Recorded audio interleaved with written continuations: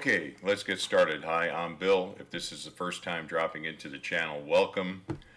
This is an unscripted video. What I really want to do with this video is bring you up to date on my Beelink U59 project. So recently I purchased a Beelink U59, 16 gigs of RAM, 512 gigs of storage, and so I've been working the last couple of days to get it set up with all the appropriate software. So I am going to run through that quickly with you, and then I also want to point out two other things. I've started to use Robocopy in Neenah, so I'll give you a brief view of what that looks like, and then I am going to go June 14th up to a new dark site that I've not been before. I'm a member of the Sacramento Valley Astronomical Society, and I'm going to go up to their dark site at Blue Canyon Airport up in Neenah, California. It's up in the Sierras, and I want to test everything out, run completely on batteries, and make sure that I'm all set for my Star Party trip, which will be in Northern California up by Aden and Bieber, the 29th of June for 4 nights. And I want to make sure everything's working and I can completely sustain myself just on battery power. So let's get started. Let me maybe start over here in this view, which you should be seeing. Right now I've just got the Beelink Velcroed to my mount. A lot of what you may see in this video is kind of temporary. I'll work to improve the configuration from the hardware perspective, how I'm mounting and those type of things. But for right now I have it mounted on my mount, as you should be seeing here in this view. And then behind it you should see a 1 terabyte drive that I use as part of the current configuration. And then in the camera up above you'll see my Xenastar 61 Mod 2 along with the Pegasus Astro Pocket Power Box Advance, my ZWO EAF, my filter wheel 8 position, and I'm switching back to my ASI 294mm Pro for this trip up to the dark side at the end of June. I want to try to maximize what is going to be available to me under Border 1 skies, weather permitting. And while I'm not going to go into it here, the time it takes using a one-shot color camera versus a monochrome camera and filters, that's a whole nother discussion for another video at some point. But I am going to be switching over to that. I may use the 533 MC Pro while I'm up there. But let's get into the Beelink. Oh, one more thing. Up over here you'll see a TPLink wireless router. I use that to create the private network between my my laptop here, my little HP. So this is how I'll manage the Beelink via this. Now this laptop here is also completely configured to be able to run a night of imaging, and I have one additional laptop that's also configured to run a full night of imaging. So if there's a failure in one of my pieces of compute devices, I have a backups. I hate to travel to some distance to a dark site and then have my computer fail on me. If something else fails, it fails, but I can at least have redundancies on my compute platform. So let's just quickly jump onto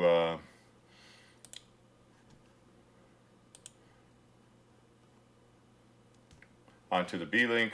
So here we are, we're on the Beelink. Again, I'm a Neenah user. I use PhD2, and I also have ASTAP, is that ASTAP, loaded on here. I have, let's just take a quick look. I have the ASCOM Platform 6 loaded on. I have the EQ mod loaded on. I also have all the ZWO drivers and the ASI, ZWO ASI Studio that lets me look at the files. And what else do I have? I have some software here for the Pegasus Astro Pocket Power Box Advance. So let me start that up.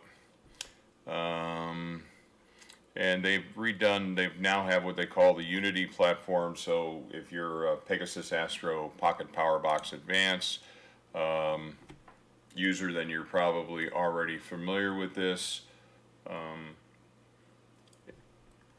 I'm getting used to the new interface, kind of an interesting interface, but that's not the main thing here. Again, there's ASTAP, which I have loaded on. It's all, one of the plate solvers. I also have, I believe I've loaded on. If I've not, I'll need to double check. I should have SharpCap on here, SharpCap Pro. And I do. Well, it should be the Pro version that I have. So I think I have most of the things I need, but there's a couple of things that I needed to do. So let's open up Neenah quickly. I've been shooting a lot. I've basically created a new dark library to test out the Beelink U59. I've let it run for the whole night. I've let it run multiple days. The compute platform, the Beelink, seems very solid.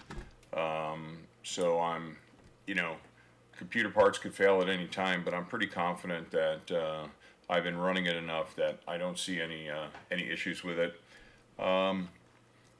Some things, let's get the camera connected, and the filter wheel just quickly. But what I wanted to point out is there's a couple of things that I make sure I have with me as part of the Neenah configuration. Of course, the Sky Atlas image repository, because I'm a Sky Atlas user. I don't tend to use Cartes du Ciel anymore, or Stellarium. I do have Stellarium loaded on the platform, but it's not tied into Neenah. Everybody has their preferences on how they do things. But the other important thing to me was to have the Framing Assistant cache. And if we go into the Framing Assistant cache on the C drive here, what we'll find is a lot of cache photos. And again, what I'm trying to make sure is that I probably will not have internet connectivity when I go up to the Star Party up in the Northern California area. I don't know that for a fact, but I'm trying to make sure that I do not require any internet connectivity to conduct a night of imaging. So anyway, here's the, so I made sure I loaded this on. And while I'm at it, I wanted to say with all my software loaded, and if we go in here and we look at the properties, I still have a lot of space available. So I'm not worried about running out of space. With 16 gigs of RAM, I could probably even load PixInsight onto this, although that's not my current goal. But just quickly, I wanted to point out something that if we come into the sequence here, I've been working more with the advanced sequencer, and let's just load a template, and let's just call it, which is the last one I did, 6.9. Do I want, is it the, yeah, it's this one here.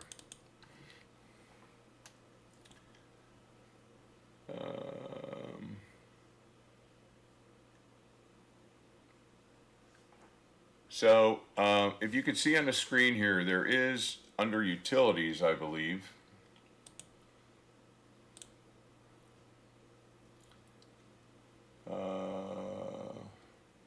No, under Remote Copy is, you'll see a Robocopy Start and a Robocopy End. And so I'm using Robocopy Start here. All you have to do is identify the source directory, and then I identify the destination directory. And again, that's the directory that's on this travel drive here. And makes it very easy for me.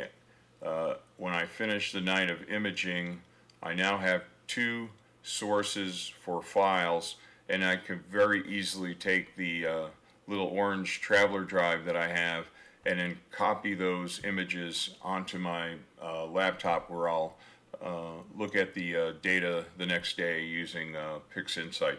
So very handy to do. I also will be traveling with a little mini monitor in the end of keyboard in the event I have any issue bringing up the Beelink for whatever reason and I can't connect to it through remote laptop. I'll have this monitor available to me, and I'm bringing a keyboard, and I should then be able to just log in if it lets me log in, and then troubleshoot. So far I've been booting and unbooting, or booting up and bringing down the Beelink multiple times over the last few days, and I've not had any issues. You just need to make sure that you have which network you want it to connect to if you're connecting via a wireless network. I did, and so I've been successful with that. So when I boot it up, it only knows one network, one wireless network, and it's called Astro Vagabond Field. And again, it's what my TPLink router creates and broadcasts. And so far it's connected every time. So I'm very, very pleased with that. So let's see, is there anything else of significance relative to the Beelink? I don't think so. I'm pretty pleased with it so far. You know, it's just like setting up a laptop. You just need to make sure the appropriate drivers and software that you want to use are on it. Very straightforward, easy to do. I'm glad I've done it. I will look to improve how I mount that Beelink. I probably have to get a different dovetail, which is longer and has some room underneath where I can mount it. So I'll figure those things out going forward. But this is my current state. And like all things, I think when we're beginners in astronomical imaging, it's about just trying to make some incremental improvements as you can, as your budget allows, as you move forward. But I'm very happy this Beelink draws less watts than either of my 2 laptops that I was using before, so that's a big savings there. And even my TP-Link router, which I'd like to downsize at some point, it only draws 10 watts, so that's very manageable. 10 hours of imaging, and that's 100 watts. Right now I'm powering it with my Jackery Explorer 240, which is 200 plus watt power station, so I'm very happy with that. All right, the other thing that I'm started to focus on, and any feedback that you may have would be interesting, and it comes relative to the camera and cooling the camera. So let me connect it. So if you are a user and follower of cloudy nights, there's been some discussions about what temperature to set your cooling at for your Astro cooled cameras. And I've just been using -10. I've been seeing some information that says, in particular with my ASI 533 MC Pro, maybe I don't need to go to -10. The read noise is low to begin with, and again, I tend to use shorter exposures.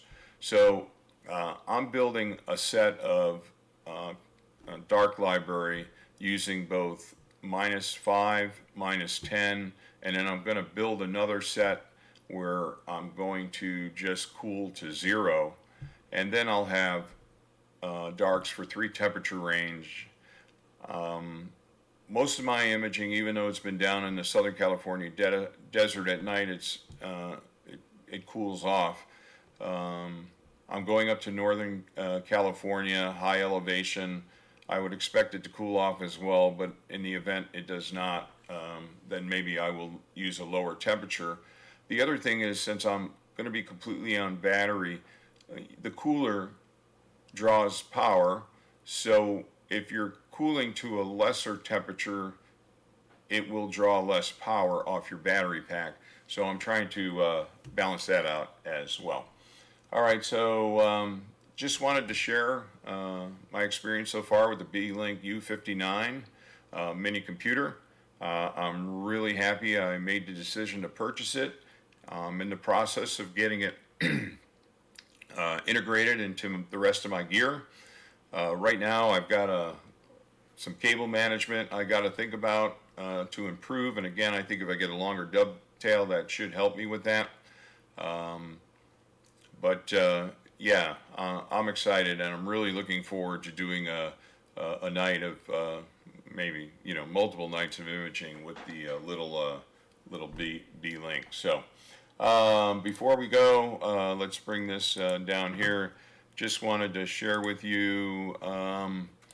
So in addition to being a member of the Riverside Astronomical Society, which owns and operates Goat Mountain Astronomical Research Station, a great club if you're in Southern California and you've been thinking about joining a club, I would highly recommend that.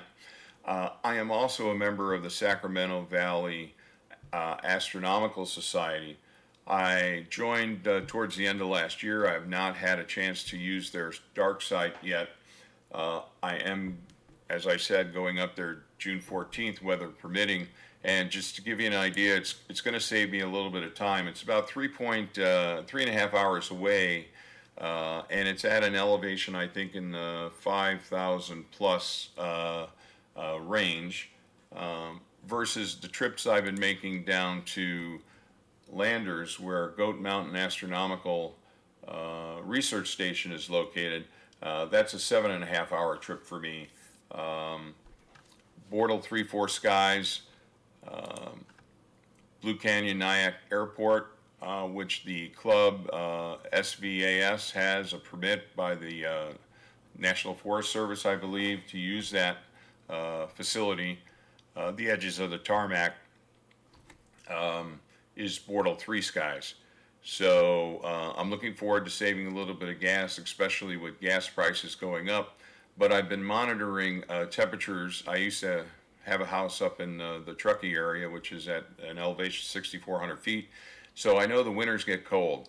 So maybe I'm going to have the best of both worlds. At times I can go up into the Sierras, save a little gas. But when winter comes, clearly I want to be in the Southern California desert. At least that's my thinking right now. So, all right. Again, I'm looking forward, moving forward with the Beelink. I don't know what changes I am going to do next.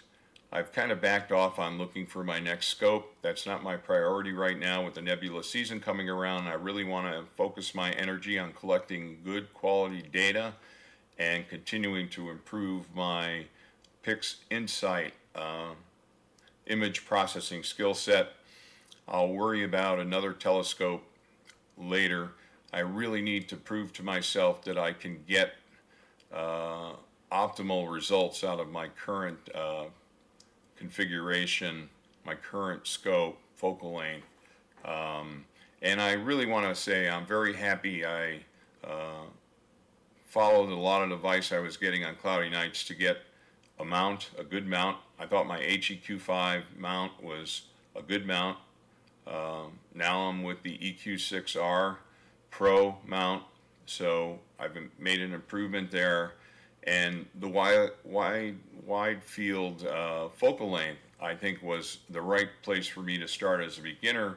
So if you're thinking about beginning and you have any questions about what focal length might be appropriate, I'm going to join the chorus of people that say probably a small wide field refractor might be a good place to start.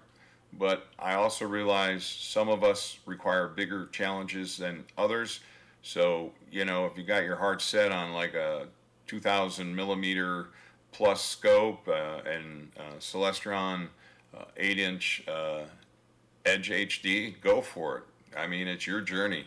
So do what you think is right. But I'm just saying I'm very happy I started with a very good mount and the focal length that I started with. Okay, other than that, if you like this kind of content, please give it a thumbs up. As always, like, share, and subscribe. I will probably do a video from the dark site up at Blue Canyon Airport in Nyack, California, if everything goes well and I actually make that trip. And then there'll be some additional videos coming out around the Star Party trip June 28th for 4 nights. All right, thanks again for dropping into the channel, and wherever you may be in the world, clear skies. Till next time.